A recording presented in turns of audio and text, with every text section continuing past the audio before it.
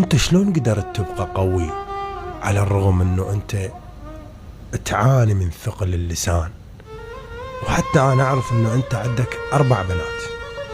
زين انت ما تحس مرات من تحكي وياهن تحس انه هن ما يفهمنك؟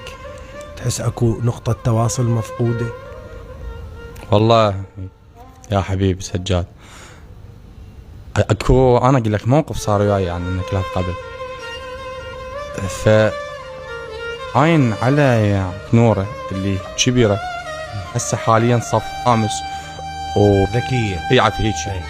فيعني كعين لها تحكي مثل ما انا احكي، مع العلم هي يعني لا عاديه اوكي ايه.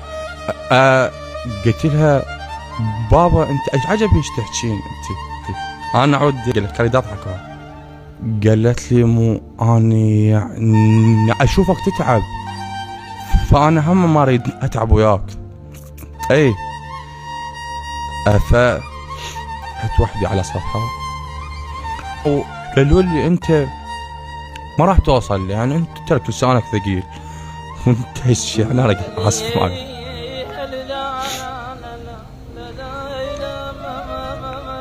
انتم سبب حزني. شوف انا هاي ما راح ابد ما راح اقصها. شوف انا هاي الدموع الجاي هاي دموع الفرح مو دموع الحزن ولا هذا كلش طبيعي. حيدر اي شخص ما مقدر جوهرك وما يشوف كمية الانجاز والفخر والنجاح اللي بيك هو اللي يحتاج تعاطف. انت مو بس شاعر مهم، انت اب عظيم اللي اتحملته ما حد يتحمله. والله